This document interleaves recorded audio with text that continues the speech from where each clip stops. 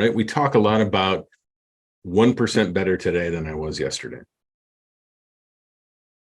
Well, in order to be 1% better today than I was yesterday, I've got to get curious about who I am. What am I capable of? Am I doing the things that I should be doing? Is my work life really feeding what I need it to? How can I show up better as a husband, as a father, for myself? The list goes on, right? But those are all curious questions that help us to move that dial 1% every day.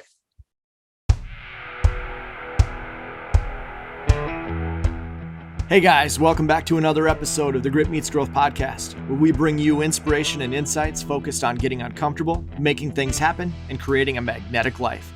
If you enjoy the messages you're hearing here, please leave us a review on whatever platform you're listening on, and make sure to subscribe so you don't miss out on future episodes of the podcast. With that, let's get after it.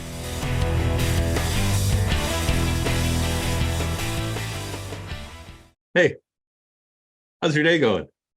It's going good, man. It's going good. I'm excited to record this episode. I think we've got some good stuff fired up for today, and some good topics to talk about. So, really, what, are you curious today? I'm curious. I am super curious. How about you? Always curious. You know, they say this old saying, right, that we grew up with: curiosity killed the cat. I don't subscribe to that. Curiosity is the foundation of everything, man. Firm believer in from our conversation here at Grit Meets Growth, right? We're all about getting uncomfortable and in getting to a place of being uncomfortable in order to grow. And curiosity is the foundation of that. 100%. And just the way you framed that up, I've never thought about this before. So I'm glad that you said that. Sometimes curiosity is uncomfortable. Absolutely. Probably most of the time. So yeah. You know, I saw this thing today that painted a really nice picture of things. So I'll take a few minutes and kind of walk through this, right? So there's an exercise that we can all do. So if you're listening today and you've got an opportunity to pull out a sheet of paper, pull out a sheet of paper. Draw a big circle on that sheet of paper. Now, put everything in that circle that you have today, that you're thankful for. Your house, your job, your car, your friends, your health. But really think about it. It doesn't have to be material. Those thoughts and those things that you're thankful for and that you have today could be anything. So spend some time in filling in that circle. Now, once you've got that done, outside the circle, start writing the things that you want. Maybe you want a new car, right? Maybe you want to upgrade your car. Maybe you want a new job. Maybe you want to move to a different state. Whatever it happens to be that you want in your life or want for your life, put it outside that circle. In order to achieve those things outside of that circle, what do you have to do? You've got to stretch the circle, right? Everything inside that circle is everything you're comfortable with today. That's your comfort. You have it already. Everything outside that circle is what you want. And in order to do that, you have to stretch what you have today in order to encapsulate what you want. The only way that we can stretch that circle is to get curious about those things. Right? If I'm curious about a new workout, if I'm curious about a new way of eating that's going to help my diet, I go and I research and then I implement the things. But I have to be curious about it first. Curiosity is the foundation of stretching us and stretching for our goals. That's got to be the fastest we've ever gotten to a mic drop moment in an episode ever. Because when you started asking the question, you're like, start to think about what are those things that you want that are outside the circle. I immediately went to how do I pull those things inside the circle, not knowing where you were going to go with that. And then you have to stretch the circle.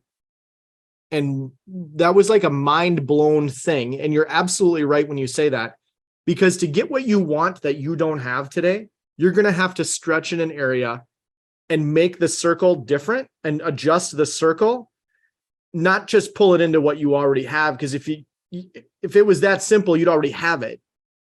You are going to have to get uncomfortable. That's a massive, yeah. Oh yeah. Right.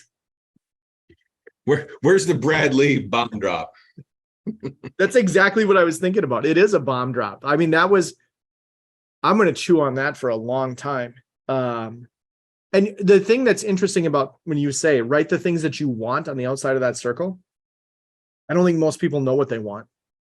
Even if I asked you, like, what do you want? Somebody would come back and they'd say, I want $1 million. Okay. You want $1 million for what? What are you going to do with it? Like, they have no detailed, here's what I would do with the $1 million. They just have this number in their head. I want $1 million. But you got to start somewhere, right? Yeah, so yeah, if that totally. is it, then put $1 million on the outside of the circle. But that's when your curiosity and your research starts to kick in. What am I going to do with that? What do I need? What do I need to put in place in order to make that happen? Guess what? If you're going from a salary of $50,000 and you want to now earn $1 million, it's going to be a hard road to get there. It's going to cause you to stretch a lot in a lot of different areas, but you got to start somewhere, right? You've got to have that curiosity. And that starts with writing it outside the circle. The interesting thing about the curiosity conversation is I feel like when we're kids, go back to when you were 5, you were super curious. You'd go explore out in the woods. You'd go ride your bike. You'd do all the curious stuff that 5-year-olds do. And you even take it a little bit younger than that. When you're 1 and 2, everything is new. So you're exploring everything for the first time.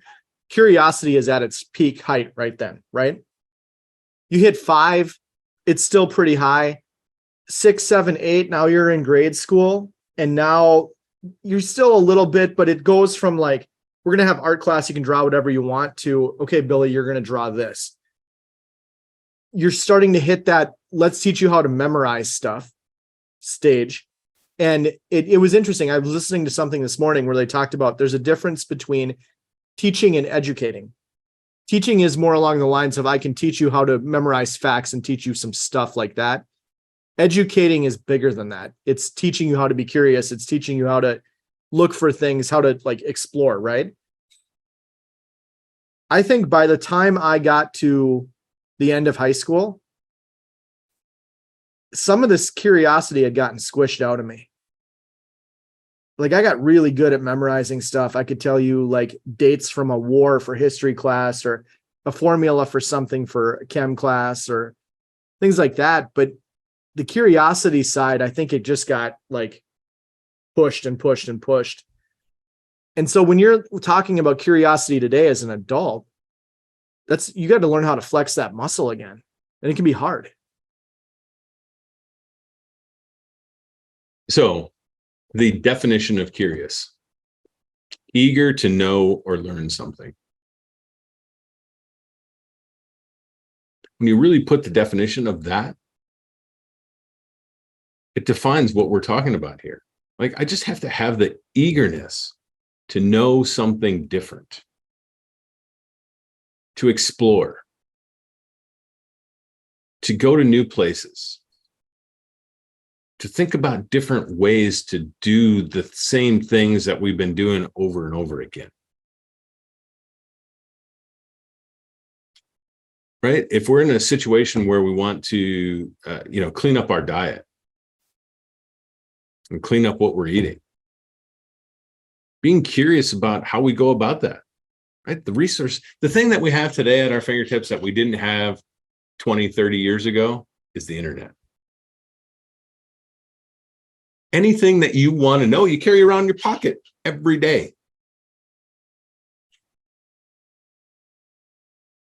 There's more information out there than you could ever utilize. And if you're curious about it, start reading about it. If you want to make change, get curious, start learning, looking for new things, different ways to approach stuff. I think looking for different ways to approach stuff. The challenge with that is, and we hear it all the time, well, why do you do it that way? Well, it's just the way we've always done it. That is the Worst most statement ever made. From a curiosity standpoint, it's a curiosity killer. Like, just because it's the way you've always done it, or it's the way everybody else does it, that doesn't mean it's the only way to do it, or it's the best way to do it. It just means that's the path and the ditch that people got stuck in, and nobody's tried to get out of the ditch. Curiosity is what makes you think, is there a better way to do this? And that can be, is there a better way to do this process at work? Or it can be, is there a better way to handle my diet or manage my health?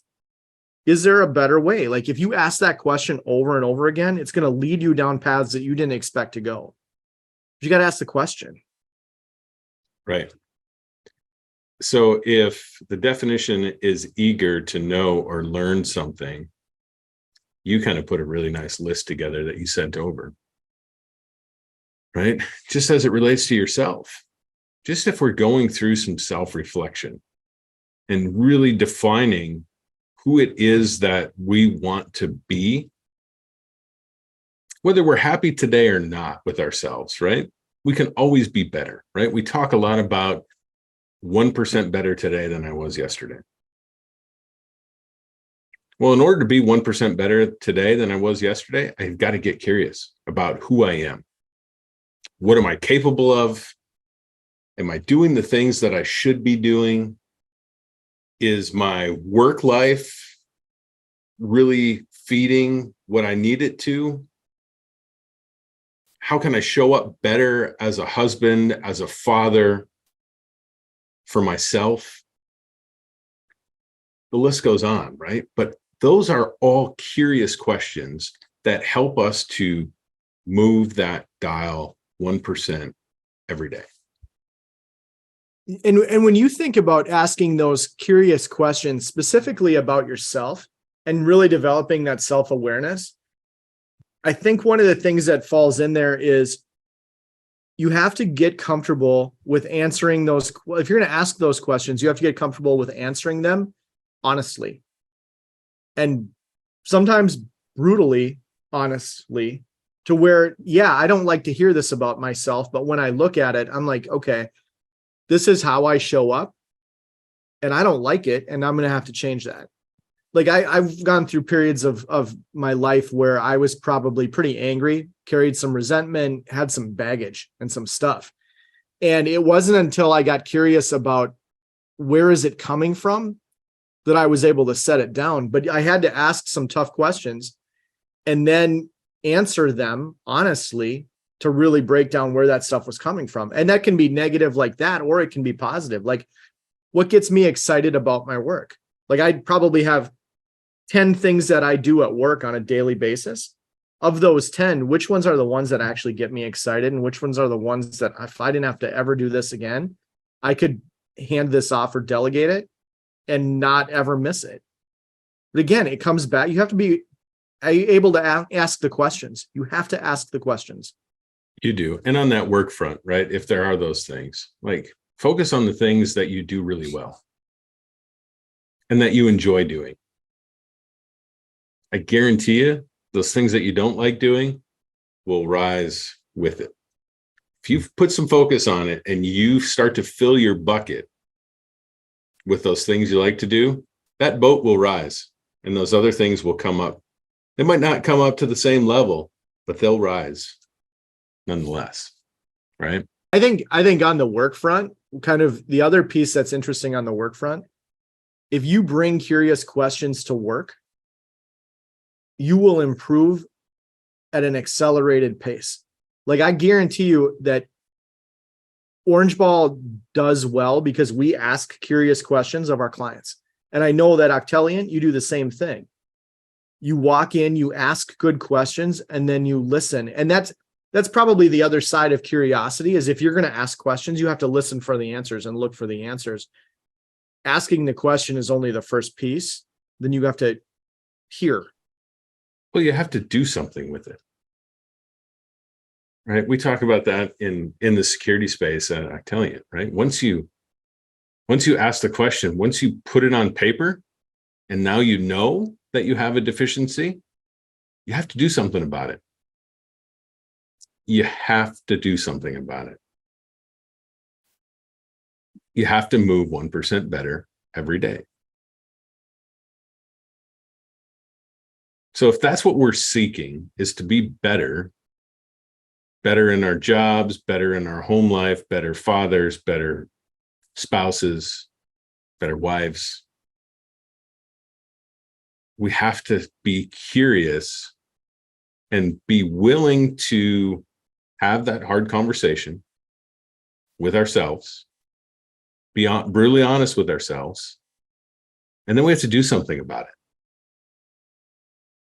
No different than that exercise. If you write it down, I have to do something about it. If you put a vision board up and you're looking at it every day and you don't do anything about it, what good is the vision board? You have to do something about it. So going through the exercises, vision board, the circle, whatever it happens to be, get curious about the process that you need to do and the things that you need to accomplish in order to move that 1% better every day. You just nailed my biggest complaint about this, this manifest movement. Like, I'm going to manifest things in my life, right? I'm going to think it and it's just going to appear. Right. I think there's like, you have to think that you can achieve the things you want to achieve. You have to believe it's possible. 100% on board with that. But if you don't back that up with action, and that's the uncomfortable part. That's the reason people don't get what they want in life, is they don't want to do the uncomfortable part. They want to manifest it and it's just going to show up like an Amazon package on your doorstep. You're going to have to do some work. I want this. I put this on this list. It's outside the circle. I want to stretch to get there. You're going to have to do the work to go get it. And it's not going to be easy. It's not going to be simple, but you're going to have to chase it a little bit, maybe sweat a little bit, scrape your knees up. And it's not going to happen overnight, right? It's about building blocks. Right? Every 1% that you improve, you've got to get curious about the next 1% and about the next 1% after that. Right? Every time you achieve something, you need to step back and go, okay, how did I get here? What did I do? And what do I need to do different to get to the next phase? It may be just the consistency of what you just did. Or it may be a deviation and a change that you have to make. But if you're not going through the process of getting curious and analyzing that, how do you know? How often have we just gone through and done the same thing day after day after day after day without achieving results? Did we ever step back to go, what am I doing? How could I do this different? Am I missing something? Right? And you add that one little tweak, and all of a sudden it propels you forward. I think along those lines, a good segue there is, you brought up spouses and relationships. And I look back at like my marriage to Christina. And when we met, I was super curious about Christina. I studied her. I learned everything I could about her. I put in a lot of energy and effort to be curious about her. And then we got married. We've been married for a while now. We have a great marriage, but I'm less curious than what I was in the beginning. And so being less curious about her, spending less time trying to study her and understand who she is today, not who she was when I married her, but who she is today, because we all change. By not being curious, we end up in these ruts and we're like, yeah, the relationship's it's not what it was when it started. Well, Sherlock. Of course it's not, because you're not showing up as curious as you were in the beginning. If you bring the curiosity back and try, and I'm working on this right now, like trying to continually study Christina and figure out who she is today. And how can I show up and be a better husband and meet her where she's at today? Work in progress for sure. But that's the point, John. Right? It is a work in progress. Work never stops.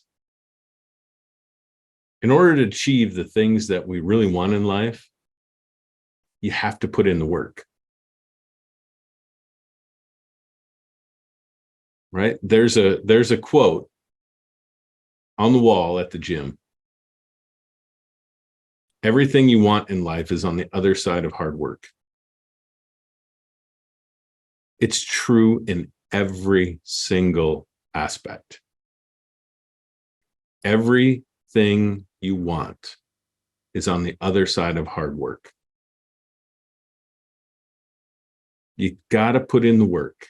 You got to be curious. You got to figure out what that work is, and you got to go after it consistently, day after day after day. I think you have to be open, though, too, to the answers you're going to hear when you start to ask the curious questions. For sure. I used to run these brainstorm sessions, and this is the younger version of me who was dumb and untrained. And I would run these brainstorm sessions with my team. We'd get around the conference room table and we'd be talking about a project. And I would ask people, start to throw out ideas, right? People would throw out ideas. And I had just enough experience at that point where every once in a while I would hear an idea and my response would be, well, that's not going to work. That idea is not going to work. Next idea. And what happened over time was I was taking a space that was meant for curiosity and I made it unsafe to be curious by shutting down brainstorm sessions the way I did, because I would like kill ideas quickly. If I thought it was a bad idea, I would kill it fast because I was really focused on the end goal. And sometimes in that curiosity exercise that we're going to do, we just need to like collect options and collect solutions and not judge them right away. You can judge it later, but like in the curiosity exercise, start to think about like, what are my options? That thing that's on the outside of the circle today that I want to get to, I'm just going to sit down for an hour and I'm going to write down a page full of ways that I could get to that thing, that I could stretch to get to where I want to go, to get what I want. And none of the ideas are going to be bad. They're just ideas. And I think that was a hard lesson for me to learn, to let ideas just flow and not judge them, be open to ideas. And I catch myself now thinking about probably some really good ideas that I killed along the way because I was so eager and quick to shut things down. And I try not to do that anymore. I'm not going to say I don't do that anymore. I probably do, but I've worked really hard not to continue doing that. So. Yeah, well, it's the difference between a closed mindset and a growth mindset. Right? You had a closed mindset to making those changes. If you have that growth mindset and you're open to that, you're curious, you embrace the challenges, you're willing to work through obstacles, you're willing to, put in the effort and value the effort that it takes. And learn from your own self-criticism, criticism out there, and you have the ability to listen to that and find inspiration in that self-criticism, that self-talk, the criticism from the outside, you're going to succeed. Those are the things that a growth mindset is made up of. So when you can shift that gear, as you've talked about, right? And move that closed mindset out of the way, embrace that growth mindset, and start listening to those conversations with yourself. We can all achieve great things. Those conversations we have with ourselves, though, when you say listen to those conversations we have with ourselves, you really have to listen to them. And sometimes you have to pick them apart, because there are moments, there's a lot of people on the sidelines that will be the naysayers and tell us, oh, you shouldn't do this, or that's a dumb idea, or that'll never work, or whatever. There's plenty of times that we do that to ourselves. We're our own worst cheerleaders sometimes, because of all the background stuff, the stuff about how we grew up. Somebody said this to us when we were 10. Like, we carry a lot of that stuff with us. And so as you're going through and you're coming up with ideas, you're brainstorming and you're like, how am I going to do this? Those moments where you catch yourself saying that'll never work, digging into that a little deeper and asking yourself why, or those, like, what are these lies that I believe about myself or about the world that aren't necessarily true, but I've been carrying around for a long time? To dig into that, I think, is really important. Yeah. What are the obstacles? What might I face? What's on that first 2 steps of the staircase that I can see? Why are they there? How do I overcome those? Right? Those are all those curious type of questions that I ask. So I got to ask you, when do you make time for that conversation with yourself? I think you have to schedule it. I've been having more and more of those conversations with myself early in the morning, where I'm up early and I'm doing a little bit of journaling and I'm having those conversations and asking myself, like, just the other day, I was listening to a Jocko podcast, and the topic of self-sabotage came up, or just sabotage in general. But I kind of took it down the path of self-sabotage and started to write down, just sit with a blank piece of paper. What are some areas in my life where I might be self-sabotaging? And not like Jocko talked about this. It's not self-sabotage like you're really getting in your head, but like, what are some of those simple things that I should be doing health-wise that I'm not prioritizing, that are actually sabotaging me? And so it was an interesting exercise to go through that. But if I hadn't made time for it, if I hadn't like kind of scheduled the time and space to do it, it would have never happened. So we even see that with teams sometimes. We worked with a team yesterday, ran them through a marketing messaging boot camp, set aside 4 hours, sat with their team yesterday. They had their whole team in a conference room. Same deal. They had to create space and time for them to go through that exercise and be curious together. And if they hadn't scheduled it, they would have never done it. So, well, no different than a few weeks ago, us sitting down with a client and going through a root cause analysis with a certain issue. And getting people to think differently. So why was the response that way? Did that achieve the results that you wanted it to achieve? Could you have done something different, right? Asking those curious questions through the course of a root cause analysis to get us to a point where, wow, that really wasn't the issue at all. What I thought was the issue isn't really the issue. And I was putting it off because it was going to cause me pain, when the reality is it wasn't even my problem to carry in the first place. But same thing, if we hadn't sat down and taken that customer through that conversation and spent that time, we'd have never got there, right? In the consulting world, which you and I both do, we're curious all the time. We're curious in every conversation that we have. And I think that being curious allows us to seek information that we wouldn't have found otherwise. Whether that's with the client or whether that's making time, as you do in the morning, to sit down and reflect and go through that yourself and have that dialogue with yourself. How do you do it? How do you make space for curiosity? Same thing. It's first thing in the morning. It's right about the time that I'm doing my 10 pages of reading. So I get done reading and I typically sit and think about what I just read. Think about how that applies to what I'm doing. Does it apply? Can I make changes to what I'm doing today? What do those changes look like? and have that dialogue. I'm glad you said that, because that's one of the things I wrote down earlier today as well. Like, thinking about this conversation we were going to have, reading books is an underrated way to stimulate your curiosity. So the carryover of reading 10 pages from 75 Hard, and you were already doing it before 75 Hard. So we talked about that. It wasn't like a massive lift for you to start doing that. You were already wired that way. But if you read 10 pages a day, and then you spent the time on the backside of that to say, what's in here for me today that I can carry over, and ask some curious questions about what you just read, I think that's the key to really good reading too, because it's easy to grind through 10 pages and not get anything out of it.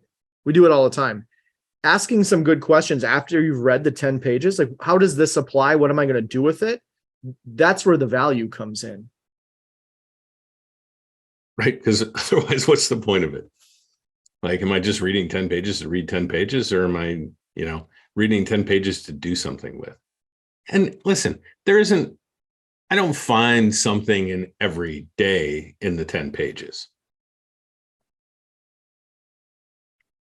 that I can apply to my own life. There are certainly nuggets. There are pieces in there. There's information that I may carry to a conversation a week down the road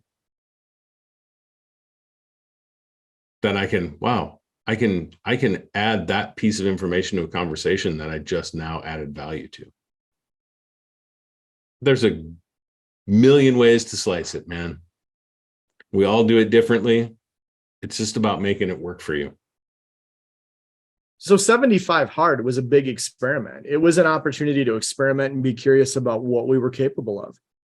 Like, what are we really capable of physically, and more physically, mentally, like mindset wise, what are we capable of?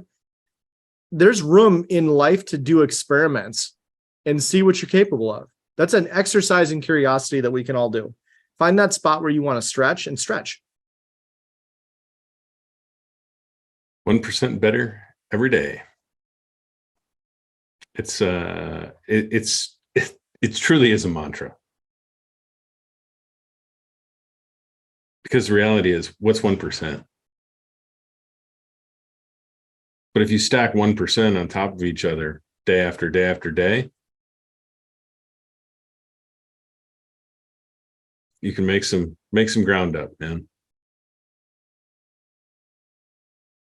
1% goes a long way. Yeah. I think the thing for the next couple of weeks is find ways to make space for some curiosity. Do it in the morning when you wake up.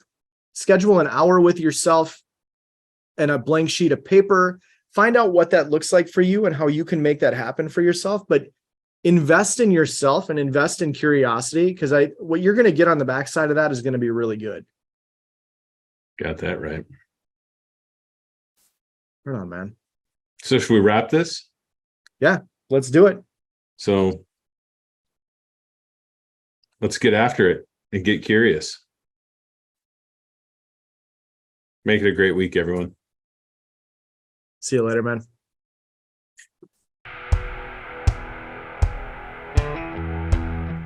That wraps it up for today's episode. Thanks for tuning in. Thanks for being part of the Grit Meets Growth tribe. And thanks for growing along with us and being part of this journey together. If you know someone who needs to hear the conversation we had today, please share it. If you got something out of this conversation, please leave us a review. And finally, if you want to make sure you don't miss future episodes, just remember to subscribe. We're thankful for each and every one of you. And as my co-host and good friend Chris Cathers always says, make it a great day.